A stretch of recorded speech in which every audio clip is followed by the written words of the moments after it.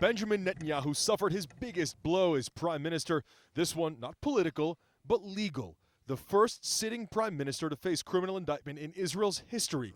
Netanyahu was defiant.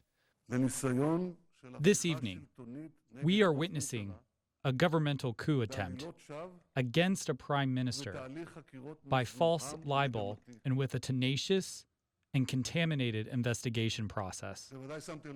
The 70-year-old leader has spent years fighting against this very moment, proclaiming his innocence. Ever since the criminal investigations were made public nearly 3 years ago, Netanyahu has railed against them. A media-fueled witch hunt, he said, an attempt to topple him through the justice system when they couldn't beat him at the polls. The time has come to investigate the investigators. It is time to investigate the prosecution that approves these contaminated investigations. Israel's longest-serving prime minister faces charges in 3 cases. In case 4000, prosecutors say Netanyahu advanced regulatory benefits for his friend, a multimillionaire businessman. Those benefits were worth hundreds of millions of dollars. In exchange, prosecutors say Netanyahu received favorable news coverage from a news site owned by that businessman. In this case, Netanyahu faces the more serious charge of bribery, as well as the charge of fraud and breach of trust. In case 2000, prosecutors say Netanyahu was working on an arrangement with the owner of one of Israel's largest papers, Yediot Achronot. Netanyahu sought more favorable news coverage in exchange for limiting the circulation of the paper's rival. Netanyahu faces a charge of fraud and breach of trust in this case.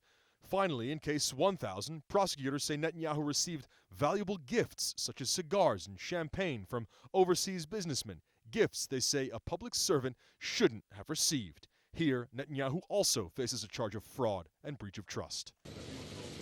Attorney General Avichai Mendelblit called it a very sad day for Israel, but rejected any idea that this was a political decision against the prime minister. This is not an issue of right or left.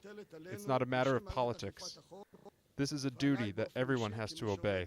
This is my duty towards the public, that everyone will live in a state where any accusation of illegality is going to be checked and investigated. Netanyahu's rival, former IDF Chief of Staff Benny Gantz, called on him to step down. He said of Netanyahu, he is well aware that the grave and complex challenges facing the state of Israel, both in terms of security and in the societal and economic arenas, require a prime minister able to invest his full time, energy, and attention. Netanyahu failed to form a government twice. First after April's elections, and then again after September's elections. For months now, Israel has been stuck in political deadlock. That deadlock now protects Netanyahu. As long as no one can form a government, he remains prime minister. Oren Lieberman, CNN, Jerusalem.